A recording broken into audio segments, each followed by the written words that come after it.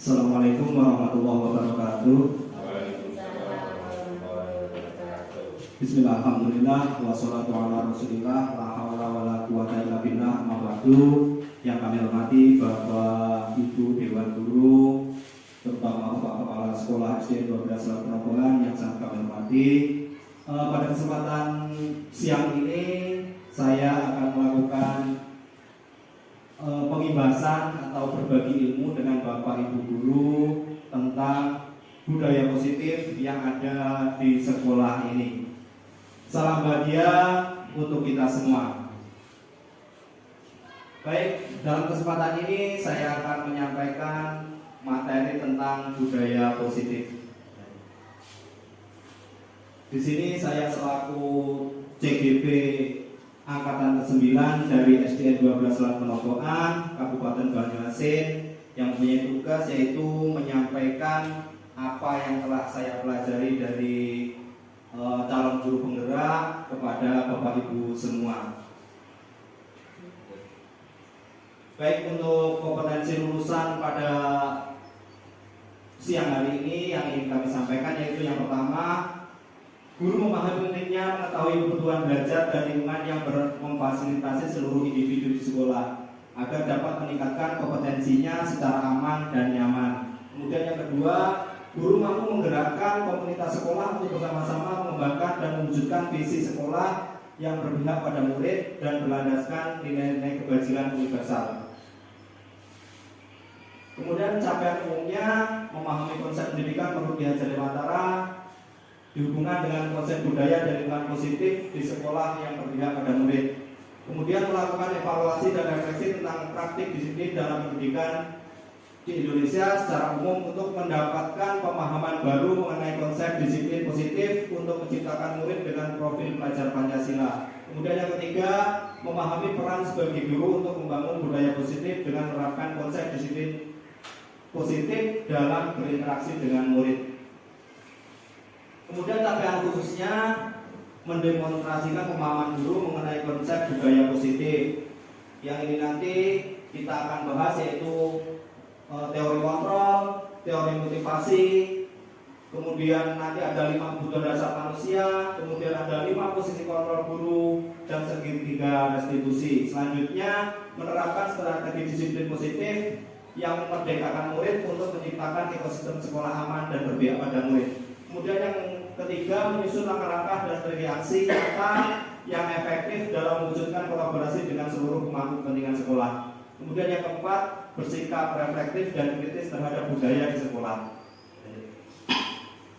Nah, ini ada pertanyaan pemantik, setuju atau tidak setuju?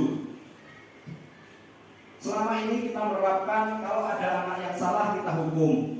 Kalau ada anak yang mendapat prestasi kita beri penghargaan atau hadiah. Nah, di sini ada sebuah pertanyaan. Hukuman dapat mendisiplinkan anak. Bapak Ibu setuju tidak itu? Kira-kira setuju tidak? Setuju. Selama positif setuju ya. Kemudian yang kedua, pemberian hukuman dengan hal positif seperti membaca atau membersihkan halaman sekolah dapat meningkatkan disiplin anak. Setuju tidak? Setuju. Nah, nanti akan kita bahas. Kemudian nomor 3, memberi penghargaan dapat meningkatkan motivasi belajar anak. Memberi hadiah itu. Setuju tidak? Setuju, Pak. Baik. Nah, nanti akan kami paparkan tentang ini semua. Lanjut. Nah, topik dalam eksplorasi konsep disiplin positif, nilai kebajikan universal, teori motivasi, keyakinan kelas, kebutuhan dasar manusia dan dunia kualitas, restitusi, 5 posisi kontrol dan segitiga restitusi. Nah, di sini yang akan kita bahas. Oke. Di sini nanti yang akan paling saya tekankan yaitu ada 2, yaitu keyakinan kelas dan hukuman dan penghargaan. Itu nanti akan saya tekankan. Kenapa? Karena selama ini anak itu hanya memperhatikan peraturan yang ada di sekolah. Padahal nggak seperti itu. Anak di kelas itu seharusnya punya keyakinan kelas sendiri. Itu setiap hari sebelum kita masuk, sebelum kita mulai pelajaran, waktu sehabis doa, absen dan lain sebagainya, pembukaan, kita buat keyakinan kelas. Itu setiap hari bisa kita laksanakan atau setiap minggu sekali. Tulis di papan tulis. Keyakinan kelas itu peraturan tapi yang buat anak. Bukan kita paksakan dengan peraturan sekolah yang ada, bukan. Suatu contoh. Baik anak-anak, keyakinan kelas kita yang pertama apa? Seumpama permisi kalau mau keluar. Kemudian yang nomor 2 apa? Berbicara bila diizinkan. Nah, jadi anak yang membuat jalan itu. Jadi waktu kita ngajar anak nggak ribut. Karena apa? Mereka sudah punya keyakinan kelas. Mereka boleh ngomong kalau diizinkan. Atau angkat tangan sebelum bertanya. Nah, itu kita tulis. Bila perlu kita print, kita tempel. Jadi anak-anak tahu, oh itu keyakinan kamu yang buat kalau ada yang melanggar. Terus kalau dilanggar apakah harus dihukum? Tidak. Mereka kita upayakan sadar dengan sendirinya. Oke, lanjut. Nah, ini yang pertama yang akan kita pelajari, yaitu belajar pertama, disiplin positif dan nilai kebajikan universal. Lanjut. Nah, ini ada suatu contoh, ya, suatu contoh kita ibaratkan seperti ini. Ada A dan B. Anggaplah A itu saya, B itu teman saya. Nah, supaya cari kertas kecil, tuliskan benda atau sesuatu yang sangat berharga untuk Anda. Letakkan dalam satu tangan Anda dan genggam benda-benda tersebut dengan segala daya. Buatlah sebuah kepalan. Kemudian teman B akan mencoba dengan sekuat tenaga dengan berbagai cara untuk meminta Anda memberikan benda tersebut. B bisa membujuk, mengancam, menghardik, merayu, menyuap, apa saja agar dapat membuka kepalan tangan Anda. Apa yang akan terjadi? Nah, ini kita ibaratkan anak kita, murid kita. Kita sebagai guru itu ibarat A, ya, ibarat A. Kita mempunyai peraturan, kita mempunyai keinginan, kita mempunyai sesuatu yang sangat berharga. Kemudian B itu akan mencoba sekuat tenaga merebutnya. Dengan cara apa? Ya, dengan cara menghukum, mengancam, dan lain sebagainya. Maka apa yang akan terjadi? Yang terjadi nanti akan kalau ini terjadi pada anak kita, ya mereka bisa berantem dan lain sebagainya. Lanjut. Nah, ini yang akan kita ubah, ya. Paradigma teori kontrol, teori pilihan. Ini yang akan kita ubah nanti. Guru mengontrol murid, itu jelas ya. Guru harus bisa mengontrol murid. Kemudian ilusi bahwa kritik dan membuat orang merasa bersalah dapat menguatkan karakter. Nah, ini yang penting, ya. Kalau ada anak yang salah, jangan langsung dihukum. Salah satu nanti yang akan menjadi dalam teori pilihan ini adalah bagaimana kita bisa membuat anak itu merasa. Baik, kita lanjutkan untuk pembelajaran yang kedua, yaitu teori motivasi, hukuman dan penghargaan dan restitusi. Lanjut. Teori motivasi perilaku manusia itu yang pertama, untuk menghindari ketidaknyamanan atau hukuman, apa yang akan terjadi apabila saya tidak melakukannya. Nah, ini dari eksternal. Orang takut melakukan kesalahan, takut melakukan sesuatu yang melanggar itu karena adanya hukuman atau adanya ancaman. Itu motivasi eksternal. Kemudian untuk yang kedua, orang mau melakukan sesuatu itu apabila mendapat penghargaan atau hadiah. Nah, kemudian yang ketiga, untuk menghargai diri sendiri, saya akan menjadi orang yang seperti apa bila saya melakukannya. Nah, ini yang pentingnya harus kita laksanakan, yaitu tujuan yang ketiga. Karena apa? Karena kalau yang pertama takut hukuman atau takut adanya pidana atau lain sebagainya, jika tidak ada hukuman maka mereka tidak akan melakukannya. Suatu contoh, orang mau memakai helm itu kalau ada polisi. Tapi kalau nggak ada polisi, tidak akan memakai helm. Seperti itu contohnya. Kemudian yang kedua, orang mau melakukan sesuatu kalau mendapat hadiah. Tapi kalau tidak mendapat hadiah, dia tidak akan melakukannya atau penghargaan. Nah, yang perlu kita lakukan adalah yang ketiga, baik ada hadiah atau tidak ada, baik ada hukuman atau tidak ada, maka mereka akan melaksanakannya dengan kesadaran dirinya sendiri. Nah, ini yang harus kita terapkan pada anak. Lanjut. Oke, lanjut.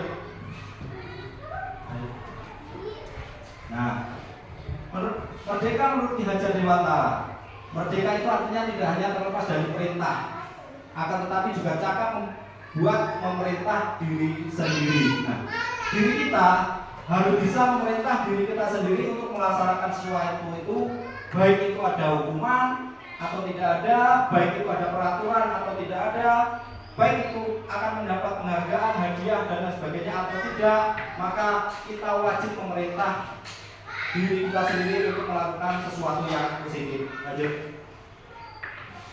Nah, ini yang dimaksud dengan dihukum oleh penghargaan.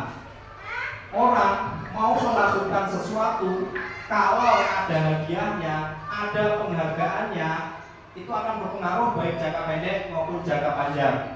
Jangka panjangnya, orang itu tidak akan melakukan sesuatu yang positif kalau nggak ada hadiahnya, dan hanya melakukannya kalau ada hadiahnya. Itu yang bahaya. Kemudian yang kedua, penghargaan menghukum. Secara tidak langsung, ya, kalau sudah terjadi pengaruh jangka pendek dan jangka panjang tadi, maka mental orang yang mau melakukan karena ada penghargaan atau hadiah itu akan cenderung mengharap, selalu mengharap, saya melakukan ini nanti biar dapat hadiah. Nah, seperti itu. Kemudian menghargai mengurangi ketepatan. Penghargaan mengurangi ketepatan. Suatu contoh dari kalau dalam suatu organisasi itu orang yang sering mendapat penghargaan itu kerjanya akan selalu bagus. Tapi orang yang tidak mendapat penghargaan maka kerjanya akan semaunya. Karena apa ya? Tapi berpikirnya seperti itu. Oh, nanti dia yang akan dapat hadiah, dapat penghargaan, saya tidak akan. Jadi kerjanya ngawur nanti. Penghargaan tidak efektif, ya. Kalau dinilai secara efektifnya jelas tidak efektif. Karena itu tadi, setiap anak itu hanya akan terjadi motivasi dari luar, tidak ada motivasi dari dirinya sendiri karena mengharapkan hadiah atau penghargaan. Penghargaan merusak hubungan. Ini yang paling bahaya. Nanti dalam suatu kelas, anak yang sering mendapat penghargaan, anak yang sering mendapat hadiah dengan anak yang jarang mendapat hadiah, ini akan terjadi kesenggangan, ya, terjadi kesenggangan. Merusak hubungan. Jadi anak yang biasanya kurang dalam berprestasi itu akan minder, tidak mau bergaul dengan anak-anak yang pintar. Nah, ini yang bahaya. Lanjut. Dihukum oleh penghargaan. Penghargaan memerlukan kualitas. Nah, nanti anak-anak yang kurang berprestasi akan malas. Nanti itu aja yang dapat hadiah, saya nggak akan dapat. Biarlah saya begini aja. Jadi akhirnya malas belajar. Kemudian penghargaan mematikan kreativitas. Nah, seperti yang saya jelaskan awal tadi, bahwa orang melakukan sesuatu itu gara-gara hadiah, tidak dengan kesadaran mereka sendiri. Penghargaan mengurangi motivasi intrinsik. Anak akan cenderung mengharap hadiah, tapi tidak mau menyadari bahwa melakukan sesuatu yang positif itu efeknya harus dari dirinya sendiri, ya, dari dalam dirinya sendiri, intrinsik, motivasi dari dalam. Lanjut. Bentuk program kebajikan apresiasi. Nah, bagaimana caranya agar penghargaan itu tidak rusak? Nah, kita beri apresiasi atau pengakuan. Perlu diingat beberapa hal. Yang pertama, pengakuan secara khusus. Jika anak mendapat prestasi, berilah pengakuan saja, tidak perlu dikasih hadiah apa. Secara khusus, maksudnya pengakuan apa? Ya, kita kasih motivasi, kita kasih kasih aplaus dan lain sebagainya. Kemudian sifatnya pribadi. Pribadi itu ya jangan di depan mereka, di depan umum, di depan semua anak mengasihnya. Kemudian pengakuan kepada semua murid bergantian. Jadi kita kasih mereka semua pengakuan bahwa mereka itu anak-anak yang istimewa, jangan dibeda-bedakan. Nanti ada anak yang kurang, kita tidak beri pengakuan keistimewaannya karena anak itu berbeda-beda. Pengakuan secara konsisten. Konsisten itu terus-menerus, ya, terus-menerus. Kemudian intinya pembelajaran kita harus fokus pada proses, jangan pada hasil. Karena kalau kita mengajar menginginkan anak itu pandai, itu salah, ya, salah. Karena yang bisa membuat pandai atau tidak itu urusan yang kuasa. Kita hanya melaksanakan prosesnya saja. Kalau prosesnya benar, maka nanti hasilnya juga benar. Lanjut. Contoh pengakuan apresiasi kebajikan. Pembuka. Kemarin saya perhatikan kalau ada anak seumpama melakukan sesuatu yang baik ya. Kemarin saya perhatikan kamu begini. Kemudian saya setelah melakukannya, saya menghargai itu. Kemudian terima kasih untuk itu karena kamu telah melakukan. Hal seperti inilah contoh pengakuan. Ya. Terus nilai kebajikannya apa? Rasa empatimu besar sekali. Kemudian kepedulianmu, rasa tanggung jawabmu. Nah, kata-kata seperti itulah yang merupakan contoh pengakuan yang harus kita terapkan dalam kelas.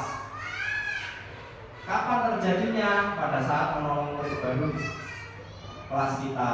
Nah, apabila ada anak menolong murid baru, nah hal seperti ini yang harus kita kasih pengakuannya. Pada saat kamu membantu teman-temanmu di tugas kelompok, pada saat kamu mengungut kertas-kertas yang berserakan di lantai, itu tak perlu kita terapkan. Kalau ada anak mau mengambil sampah, kita harus mengucapkan terima kasih. Terima kasih kamu telah membersihkan kelas. Nah, seperti itu. Lanjut. Oke, lanjut. Nah, ini ada beberapa tindakan guru. Ini merupakan hukuman atau konsekuensi. Mencatat 100 kali di dalam buku kalimat, saya tidak akan terlambat lagi karena terlambat ke sekolah. Ini hukuman atau konsekuensi? Hukuman atau konsekuensi?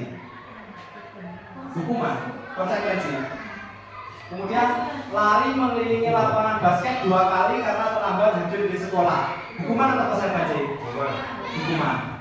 Kemudian murid diminta untuk push up 15 kali karena tidak menggunakan masker ke sekolah. Hukuman. Menggantikan kertas tugas teman yang telah dicoret-coret. Konsekuensi. Membersihkan tumpahan air di meja tulis karena tersenggol pada saat belajar. Konsekuensi. Murid disuruh untuk tidak mengenakan sepatu seharian di sekolah karena tidak mengenakan sepatu hitam.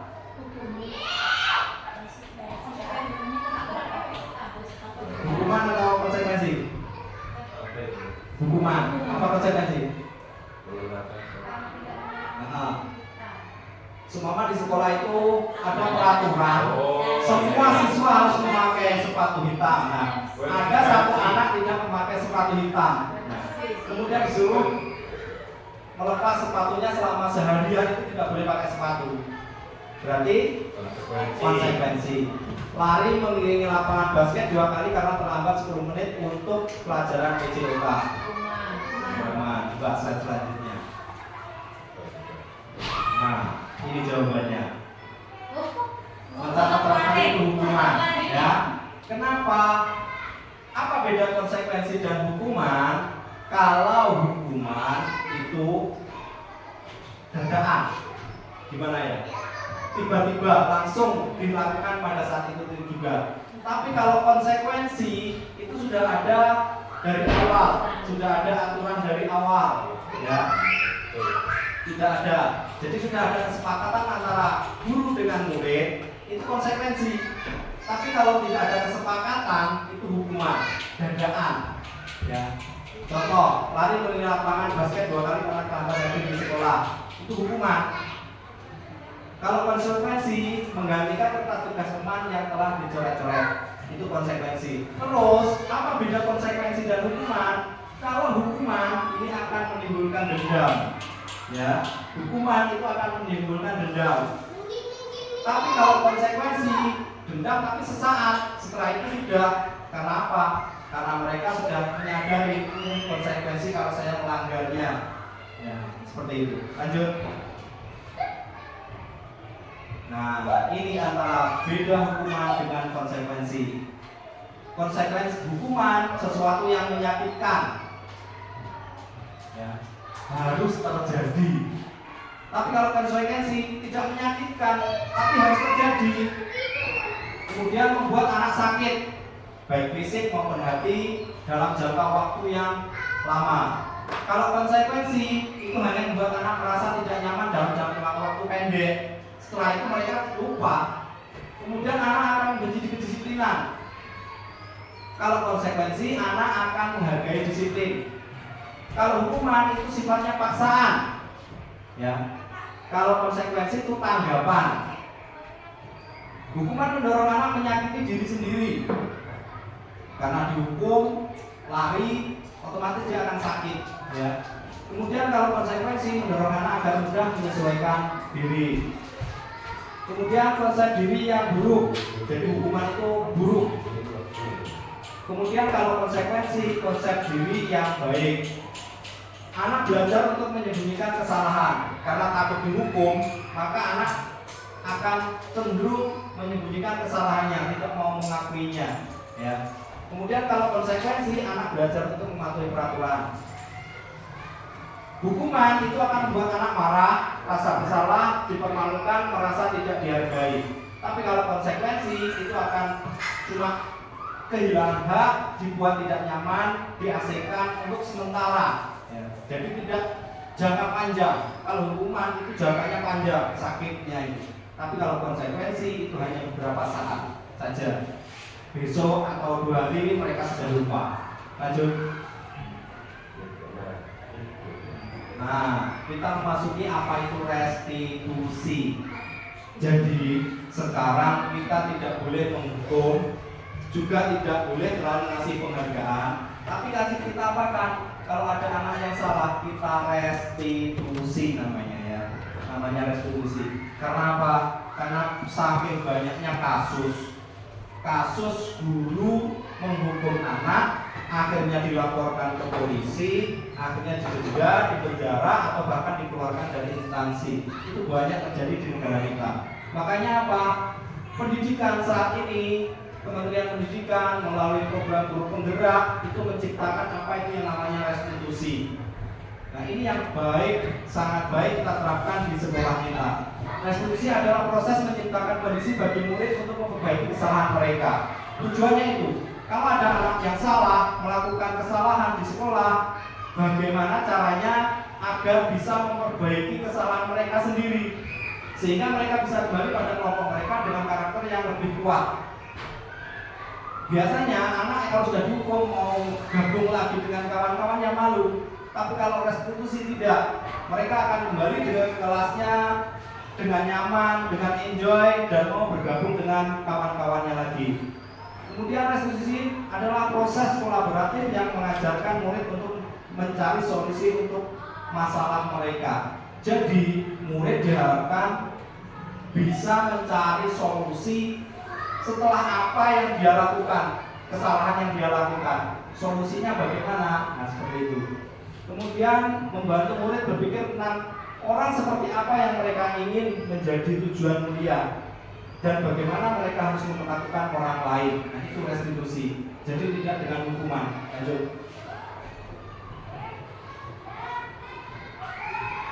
Nah, ini ada dua, ya, ada dua identitas. Yang pertama identitas gagal, yaitu dengan hukuman. Kemudian ada identitas sukses dengan konsekuensi dan restitusi, ya, restitusi. Hukuman itu sifatnya negatif. Kalau konsekuensi itu netral, ya, netral. Kemudian kalau restitusi itu sifatnya positif. Restitusi itu merupakan pilihan. Jadi kalau ada anak pernah melakukan kesalahan, kita kasih pilihan. Nah, kamu tadi melakukan ini, nah solusinya bagaimana? Kita kasih pilihan mereka. Jangan langsung ada kesalahan langsung dihukum, itu hukuman masuknya. Ya. Tapi kalau restitusi tidak, ada anak melakukan kesalahan, kita kasih pilihan. Nah, kamu tadi gini. Nah, pilihannya kamu mau apa? Apa mau memperbaiki, apa mau gimana? Nah, kita kasih pilihan. Kemudian yang kedua, menguatkan untuk murid anak dalam jangka waktu panjang. Setelah mereka menyelesaikan pilihannya tadi, supaya merusakkan meja. Nah, meja ini kamu rusakkan, mau kamu berdiri atau kamu ganti atau bagaimana? Nah, setelah anak mengganti atau memberi itu jadi, maka dia akan bangga, ya, bangga. Dalam jangka panjang, oh meja ini saya yang beri, bangga mereka. Kemudian korban mendapatkan ganti. Nah, meja yang rusak tadi ganti bagus. Jadi tidak perlu kita hukum. Jadi kita kasih pilihan tadi. Murid anak atau anak mendapatkan penguatan. Nah, rasa bangga tadi penguatannya. Masalah terpecahkan. Jadi tidak harus dihukum melalui lapangan atau apa, tidak. Jadi mereka kita ajak benerin, enak kita benerin meja yang kamu rusakkan tadi. Nah, seperti itu. Murid belajar bertanggung jawab untuk perilakunya. Jadi setiap melakukan kesalahan maka dia akan otomatis bertanggung jawab terhadap apa yang telah mereka lakukan. Fokus pada pemecahan masalah dalam jangka waktu panjang. Ya. Ini mental terutama. Anak kalau dihukum putus mentalnya di situ. Tapi kalau direstitusi mentalnya akan baik dalam jangka waktu panjang. Rasa tanggung jawabnya muncul. Nah, kata-kata restitusi itu seperti ini. Apa yang kamu yakini? Kalau ada anak melakukan kesalahan, kita tanya dulu. Nah, apa yang kamu yakini? Perbuatan kamu ini benar apa salah? Kita kembalikan ke mereka. Mereka otomatis akan jawab itu salah, Pak. Otomatis seperti itu. Kemudian, apa yang bisa kamu lakukan untuk merenggai masalah ini? Nah, kita cari solusinya. Kita tanya solusinya. Kira-kira apa nak yang bisa kamu lakukan kalau sudah begini? Apa mau diganti, apa mau apa? Nah, mereka akan jawab. Kemudian murid atau anak akan menghormati dirinya dan orang lain. Mereka tidak akan dendam dengan kita, para guru, kalau kita ajak komunikasi seperti itu. Nah, restitusi. Lanjut. Ciri-ciri restitusi, 9 ciri restitusi. 1, bukan untuk menebus kesalahan, namun untuk belajar dari kesalahan. Nah, ini yang penting, ya. Anak dengan melakukan kesalahan itu dia akan belajar terus bahwa oh ini salah, gitu. Beda dengan kalau dihukum, ya mereka dendam yang jelas. Kemudian yang kedua memperbaiki hubungan. Ada anak berantem, dipanggil aja gue-gue, nggak usah dikasih hukuman dua-duanya. Dipanggil, ditanya satu persatu. Keyakinan yang jelas yang pertama. Apakah menurut kamu seperti ini benar atau salah? Nah, cari solusinya. Kemudian tawaran bukan paksaan. Ini penting. Ya. Kalau ada anak melakukan kesalahan, kita tawarkan, jangan dipaksa. Ya. Nah, kamu tadi mematahkan penggaris Pak Guru. Ini kira-kira mau kamu beneri, kamu lem, atau kamu buat baru, atau bagaimana? Kita tawarkan. Jangan langsung, oh kamu bantu sekian ribu. Jangan. Jadi tawaran, bukan paksaan. Jangan dipaksa. Karena apa? Anak itu kalau dipaksa dia akan semakin melawan.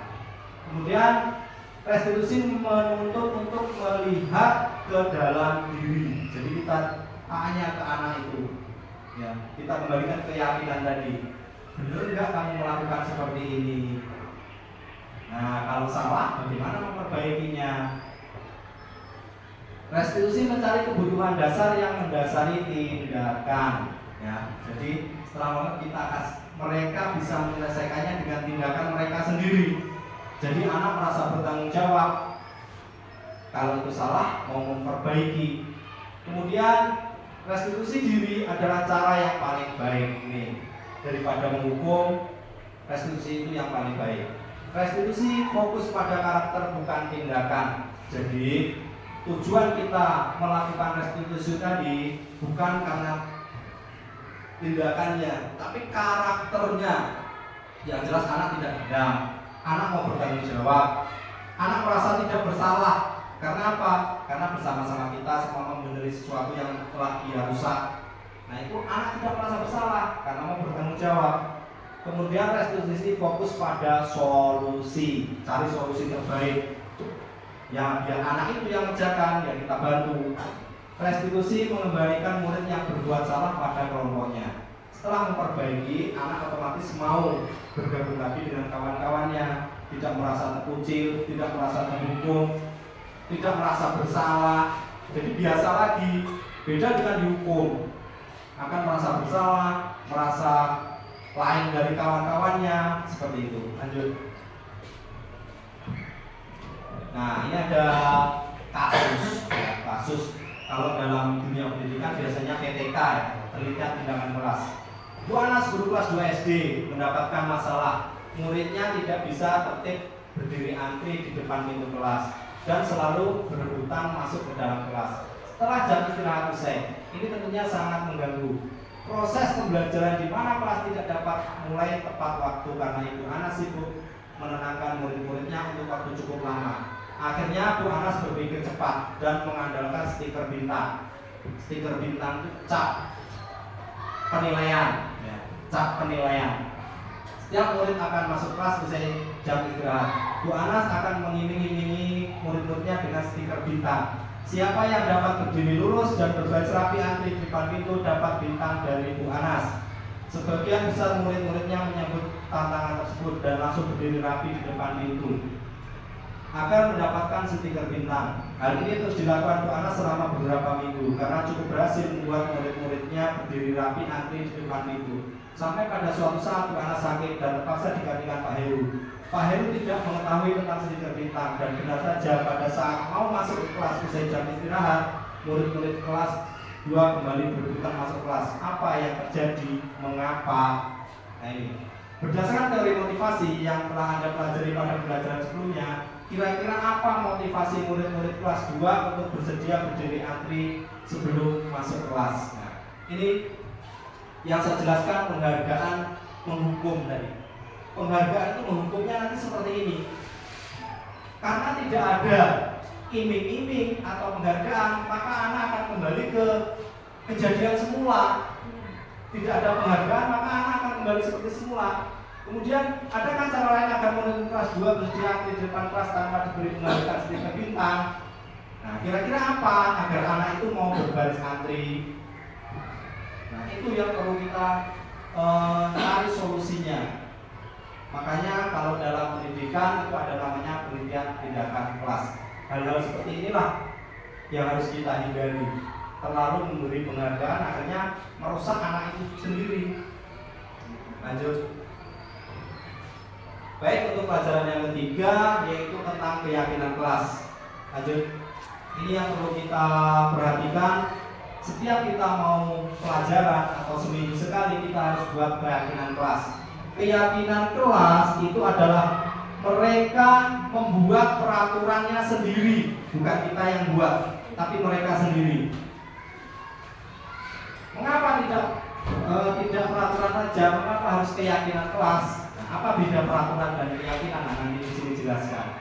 Mengapa kita memiliki peraturan harus menggunakan helm bila mengendarai kendaraan roda 2? Mengapa kita memiliki peraturan 3M, menggunakan masker, mencuci tangan, dan menjaga jarak 1,5 meter? Mengapa kita memiliki peraturan harus datang tepat waktu pada saat mengikuti pelatihan? Untuk mendukung motivasi intrinsik, kembali ke nilai-nilai keyakinan lebih menggerakkan seorang dibandingkan mengikuti serangkaian peraturan-peraturan. Kalau peraturan itu ditakuti karena ada hukuman. Tapi kalau keyakinan kelas itu terjadi bisa dipatuhi karena dia sendiri yang buat atas kesadarannya sendiri dan juga kesepakatan mereka bersama. Jadi tidak ada hukuman. Paling hukumannya nanti, kamu melanggar keyakinan kita ya, diejek kawannya seperti itu. Jadi tidak, mereka takut melanggar peraturan itu karena ada hukuman kalau yang dicontohkan di sini. Tapi kalau keyakinan kelas tidak, mereka akan menyadarinya dengan sendiri. Lanjut. Nah, budaya positif kemudian didukung oleh lingkungan yang positif dengan adanya keyakinan kelas dan juga peraturan kelas. Kalau peraturan kelas itu diadopsi dari peraturan sekolah, biasanya sudah tertulis entah itu setahun sekali atau 5 tahun sekali sudah ada. Tapi kalau keyakinan kelas itu dadakan. Setiap mau mulai pelajaran atau seminggu sekali, ya biasanya paling efektif itu setiap mau mulai pelajaran. Kemudian lingkungan positif yang lebih luas. Kalau semuanya ini sudah bisa berjalan, maka otomatis unsur intrinsik dari murid-murid kita, guru-guru, semua warga sekolah itu akan tercipta dengan sendirinya. Maka terjadilah apa yang dinamakan budaya positif. Lanjut. Pembentukan keyakinan sekolah atau keyakinan kelas. Kalau keyakinan sekolah itu umum, tapi kalau keyakinan kelas itu sifatnya hanya berlaku di kelas. Keyakinan kelas bersifat lebih abstrak daripada peraturan yang lebih rinci dan konkret. Jadi abstrak. Abstrak itu ya apa? Tidak sejelas apa yang tidak terperinci seperti apa peraturan. Jadi seumpama di kelas, anak-anak sebelum kita mulai kita buat keyakinan kelas. Apa saja kira-kira keyakinan kelasnya? Tadi seumpama contohnya kita boleh berbicara kalau diizinkan Pak. Nah, seperti itu. Mereka usul. Jadi keyakinan kelas itu usul dari mereka. Kemudian apa lagi? Kalau mau keluar izin Pak. Nah, seperti itu. Jadi mereka akan meyakininya. Selanjutnya keyakinan kelas berupa pernyataan universal, ya, pernyataan yang umum, tidak harus khusus terperinci, enggak, umum. Pernyataan yang kelas senantiasa dibuat dalam bentuk pasif. Pasif itu tidak harus, ya. Pasif itu tidak harus semua ada yang melanggar harus dihukum, tidak, ya. Kemudian keyakinan kelas hendaknya tidak terlalu banyak. Jadi berapa aja, 3 atau 4 atau 5. Kemudian semua harus paham, dipahami oleh semua warga kelas. Keyakinan kelas sebaiknya suatu yang dapat diterapkan di lingkungan tersebut. Jadi di kelas itu bisa diterapkan. Kemudian bersedia meninjau kembali keyakinan kelas dari waktu ke waktu. Jadi waktu keyakinan kelas itu hanya berlaku sehari atau seminggu paling lama. Jadi harus diganti lagi. Lanjut. Nah, prosedurnya seperti ini. Mempersilakan warga sekolah atau murid di sekolah mencurahkan pendapat mereka. Jadi mereka yang buat keyakinan kelas itu, bukan gurunya, ya, bukan gurunya. Guru hanya mencatat di papan tulis atau di kertas, di mana semua anggota kelas bisa melihat hasil curah pendapat mereka. Kemudian disusun keyakinan kelas sesuai prosedur. Contoh, jangan berlari di kelas atau koridor. Tidak boleh. Jangan sekali-kali menggunakan kalimat negatif. Ya, ini tidak boleh. Jadi kalimat yang bagaimana? Kalimat positif. Berjalanlah di kelas atau koridor. Jangan menggunakan kata jangan. Jangan melarang intinya, ya. Tapi kan kita bisa mengubah kalimat yang negatif menjadi kalimat positif.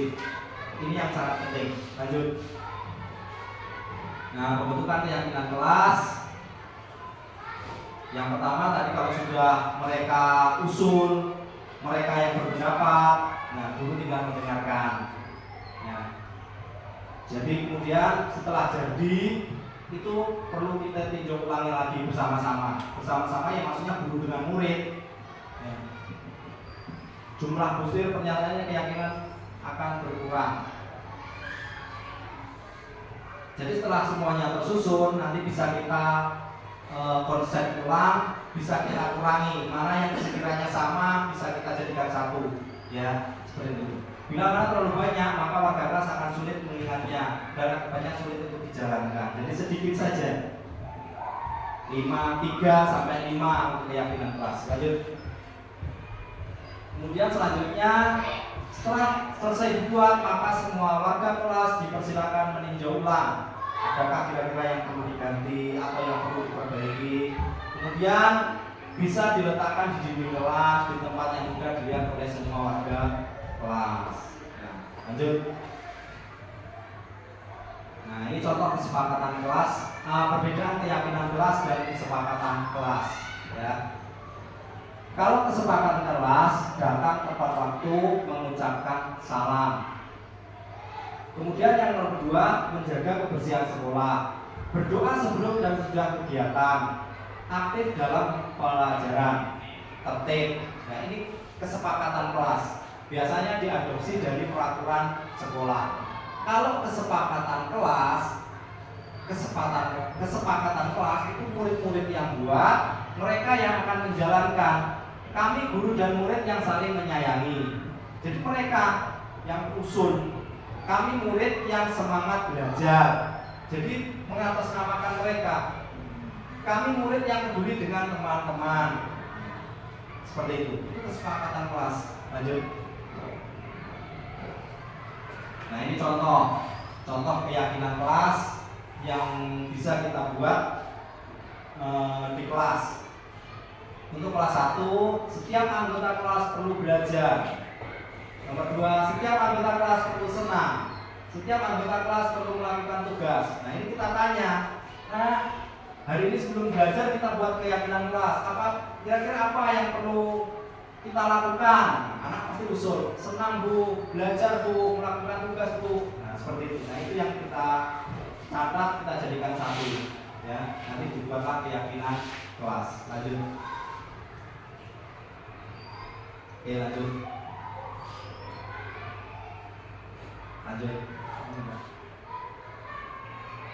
Oke, lanjut. Oh, cukup. Nah, ini peraturannya. Selalu kembalikan buku ke tempatnya. Ini peraturan. Terus dilarang mengganggu orang lain. Hadir di sekolah 15 menit sebelum pembelajaran dimulai. Dilarang melakukan kekerasan. Dilarang menggunakan narkoba. Bergantian atau menunggu giliran. Gunakan masker. Jangan berlari di kelas atau koridor. Nah, ini kita bisa merubahnya menjadi keyakinan kelas. Lanjut. Nah, keyakinan kelasnya seperti ini. Selalu kembalikan buku ke tempatnya. Keyakinan kelasnya apa? Tanggung jawab. Ya, tanggung jawab. Kemudian dilarang mengganggu orang lain, menghormati orang lain. Yang peraturan itu cenderung menggunakan kalimat negatif. Tapi kalau keyakinan kelas kita jadikan kalimat positif. Dilarang melakukan kekerasan. Nah, kalimat positifnya apa? Ya, keselamatan, menghormati orang lain. Dilarang menggunakan narkoba. Berarti kan kesehatan. Dari kata-kata peraturan yang dilarang kita bisa mengubahnya menjadi kalimat positif, menjadi keyakinan kelas. Lanjut. Nah, ini kebutuhan dasar manusia. Ini yang keempat, ya. Kebutuhan dasar manusia dan dunia berkualitas. Lanjut. Nah, ini ada sebuah video, ya. Kebutuhan dasar manusia menurut Dr. William Glasser dalam choice theory, teori pilihan. Silakan diperhatikan videonya.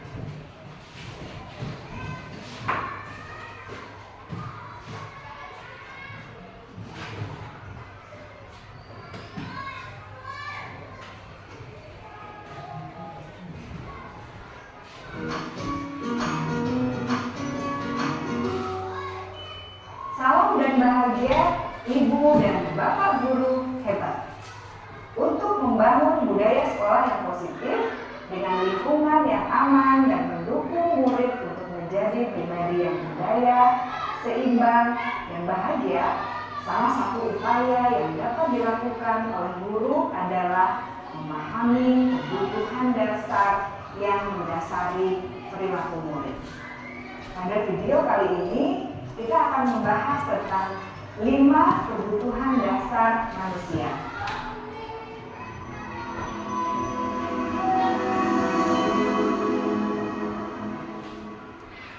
Ki Hajar Dewantara dalam salah satu kutipannya menyatakan, kita ambil contoh perbandingannya dengan hidup tumbuh-tumbuhan. Seorang petani dalam hakikatnya sama kewajibannya dengan seorang pendidik yang menanam padi misalnya. Hanya dapat menuntun tumbuhnya padi.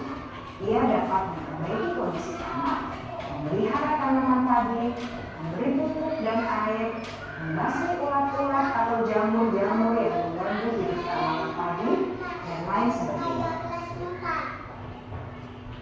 Ketika guru memahami kebutuhan apa yang mendasari perilaku murid, dan guru berusaha menuntun dan mendukung murid dalam memenuhi kebutuhannya secara positif, pada hakikatnya guru tersebut ibarat seorang petani yang sedang berusaha memahami kebutuhan masing-masing tanaman, dan ia berusaha memenuhi kebutuhan tanaman tersebut agar dapat tumbuh dengan subur dan maksimal. Dr. William Glasser, seorang psikiater dari Amerika Serikat, menyatakan bahwa seluruh tindakan manusia memiliki tujuan tertentu, yaitu memenuhi kebutuhan dasarnya.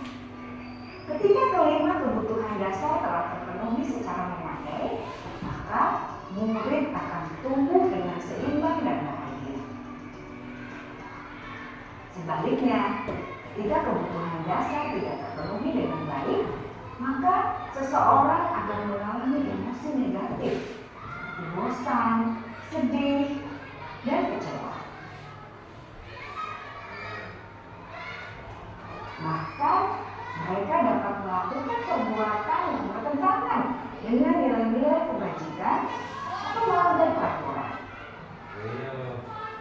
Dengan kata lain, perilaku buruk seseorang biasanya adalah respons dari kebutuhan yang tidak terpenuhi. Namun, mereka tidak tahu cara untuk menyampaikannya. Ada 5 kebutuhan dasar manusia menurut Dr. William Glasser, yaitu yang pertama, kebutuhan untuk bertahan hidup atau survival. Yang kedua, kebutuhan untuk merasa diterima atau love and belonging. Yang ketiga, kebutuhan akan kebebasan atau freedom. Yang keempat, kebutuhan akan kesenangan atau fun. Dan yang kelima, kebutuhan akan penguasaan atau power.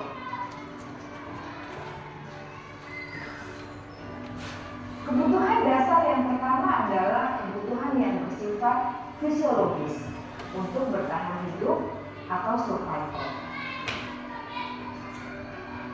Misalnya, kesehatan, rumah, dan makanan. Kebutuhan biologis sebagai bagian dari proses reproduksi, termasuk kebutuhan untuk tetap bertahan hidup. Kebutuhan untuk merasa aman juga termasuk dalam kebutuhan ini.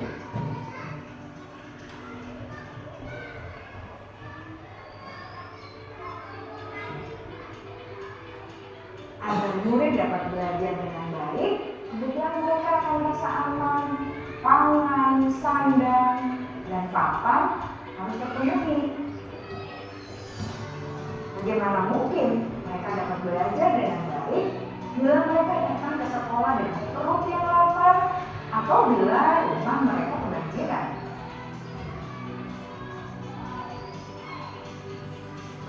Setelah kita mengetahui kebutuhan pertama yang sebagian besar bersifat fisiologis, mari kita lihat kebutuhan kedua sampai kelima yang semuanya berhubungan dengan psikologis.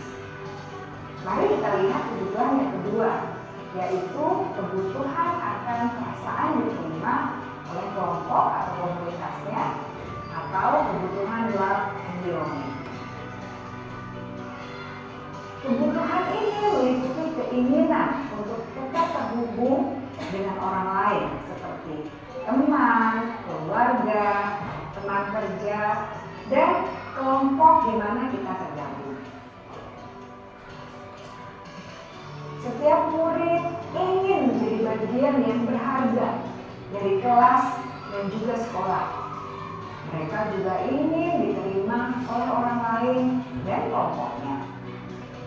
Bahkan, murid yang terlihat paling cuek pun jauh di dasar hatinya pasti ingin merasa diterima. Sebagai guru, seharusnya kita dapat menerima murid kita apa adanya, sesuai dengan programnya. Karena setiap murid adalah unik. Mereka memiliki kekuatannya masing-masing, sehingga guru seharusnya bisa menciptakan kesempatan untuk murid berkolaborasi dan memiliki ikatan emosi satu sama lain. Murid-murid yang memiliki kebutuhan yang besar untuk merasa diterima, biasanya mereka belajar karena suka pada gurunya. Mereka juga suka bekerja dalam kelompok. Kebutuhan yang ketiga adalah kebutuhan akan kebebasan atau kebutuhan membuat pilihan. Murid harus diberi kesempatan untuk membuat pilihan dan bertanggung jawab atas pilihan yang mereka telah ambil. Memberi mereka kebebasan bukan berarti membiarkan mereka melakukan apa saja yang mereka mau, melainkan lebih memberi mereka kesempatan untuk membuat pilihan, menyuarakan pendapat mereka dengan percaya diri, dan memberi mereka kesempatan untuk mencoba hal-hal yang baru. Pembelajaran dengan metode yang beragam dan menarik juga akan memenuhi kebutuhan murid tentang kebebasan ini. Pembelajaran berdiferensiasi, di mana guru menyediakan beberapa jenis tugas yang bisa dipilih oleh murid sesuai minat mereka, sangat baik untuk mengembangkan murid menjadi lebih mandiri dan memiliki motivasi internal. Karena kebutuhan akan kebebasan pada dasarnya adalah kebutuhan untuk mandiri, memiliki otonomi, memiliki pilihan, dan mampu mengendalikan arah hidupnya sendiri.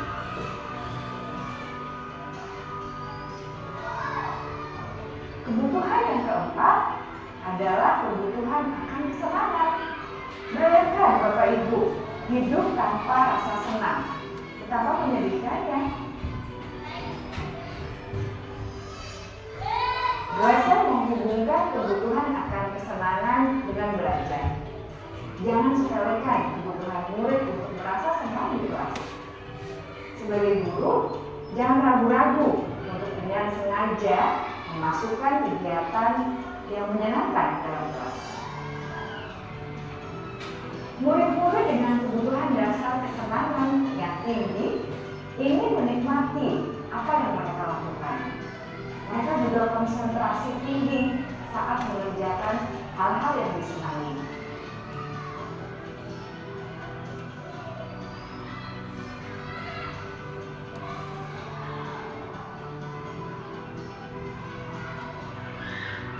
Kebutuhan yang kelima adalah kebutuhan akan penguasaan. Setiap murid memiliki kebutuhan untuk merasa kompeten, menjadi terampil, diakui pencapaian dan keterampilannya, didengarkan, bisa membuat dampak dan pengaruh, dan memiliki rasa harga diri. Mereka sebaiknya diberi kesempatan untuk membuat keputusan tentang hal-hal yang penting dalam hidupnya dan tidak merasa dikontrol oleh sistem sekolah. Pada murid yang telah menginjak usia remaja, seringkali mereka merasa tidak memegang kendali atas kehidupannya sendiri, karena guru kerap kali berpengaruh dalam mengambil keputusan. Murid-murid yang memiliki kebutuhan dasar akan penguasaan yang tinggi biasanya selalu ingin menjadi pemimpin. Mereka juga suka mengamati sebelum mencoba hal-hal yang baru. Mereka juga perfeksionis dan merasa kecewa bila melakukan kesalahan.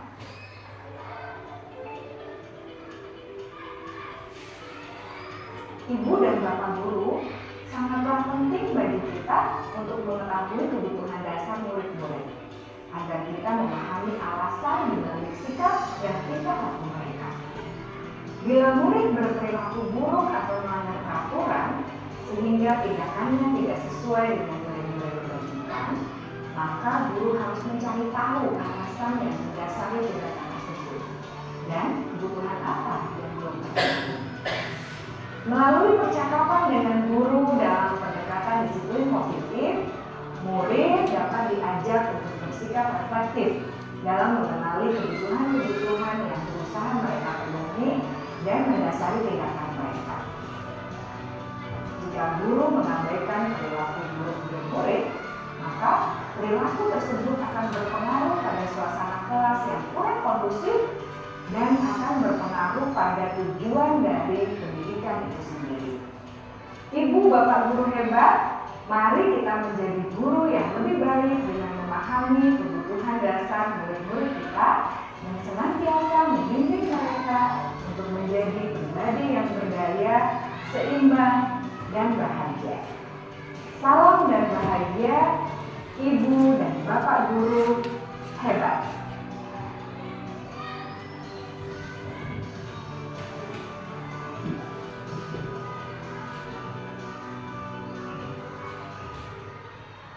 Baik, tadi kita sudah perhatikan, saksikan bersama-sama video tentang kebutuhan dasar manusia.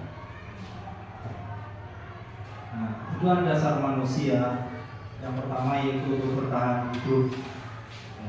Kemudian kasih sayang, penguasaan, kesenangan, dan kebebasan. Lanjut. Selanjutnya kita ke pembelajaran kelima yaitu tentang posisi kontrol.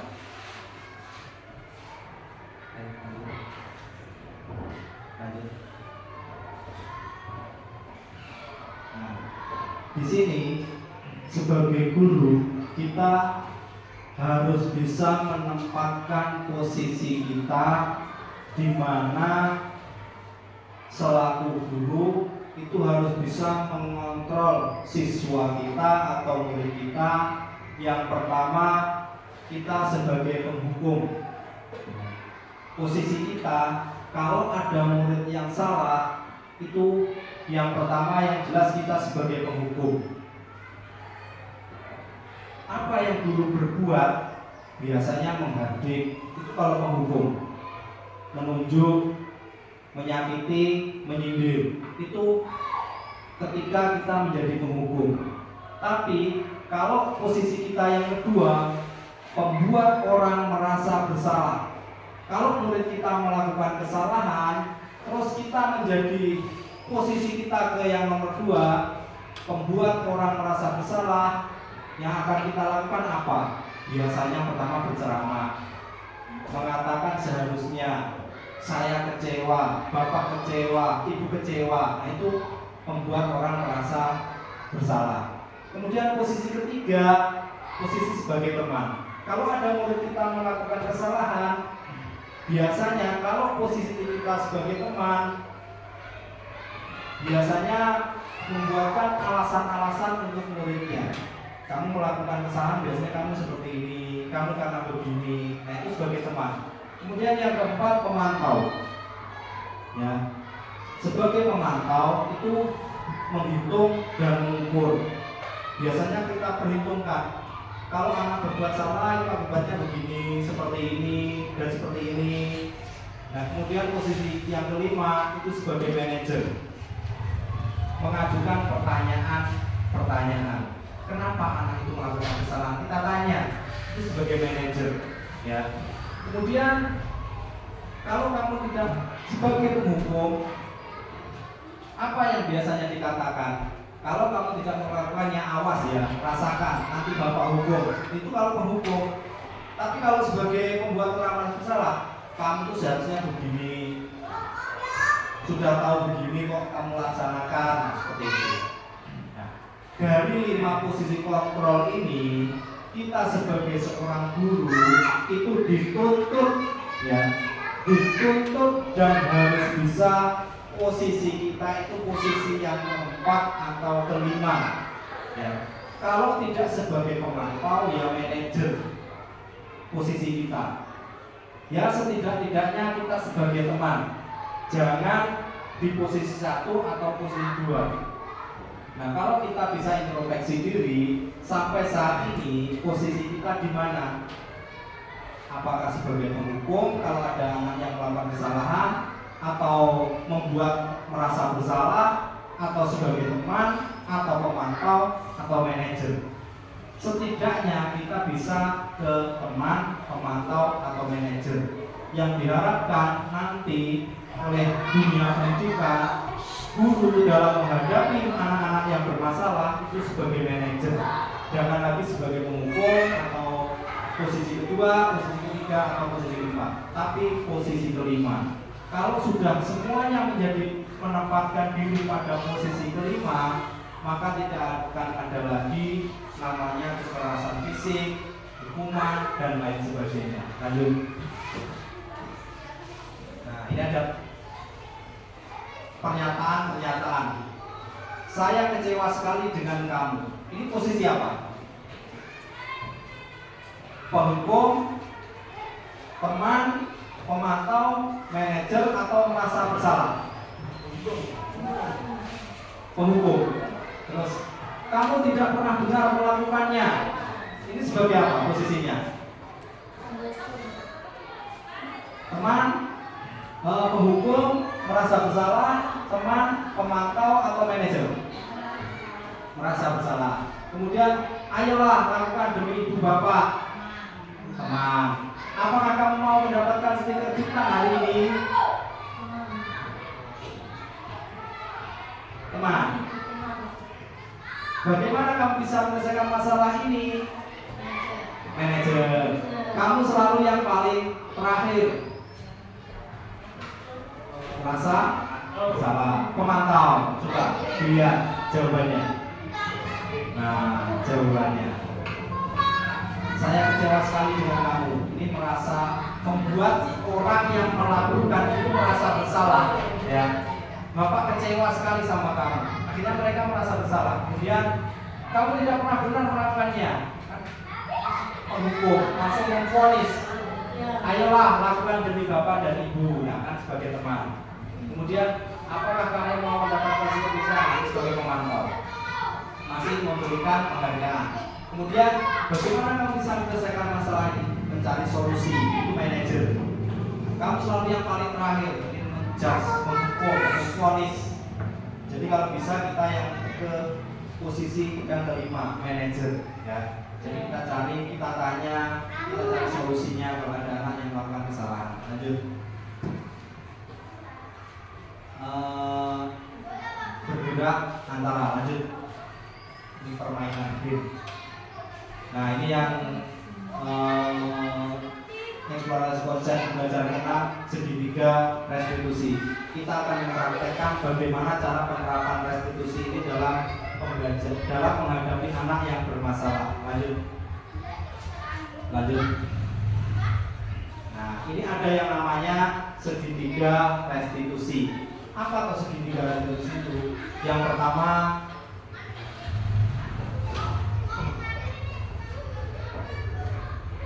validasi kebutuhan, menstabilkan identitas dan menanyakan keyakinan. Lanjut.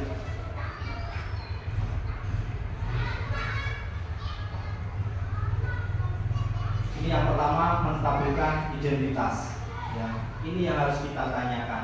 Biasanya kita kalau menerapkan menstabilkan identitas mereka, kita harus tetap mengakui identitas mereka. Jangan langsung memberikan pernyataan yang salah. Kemudian biasanya kita terapkan dengan mengatakan berbuat salah itu hal yang manusiawi, ya. Tidak ada manusia yang sempurna.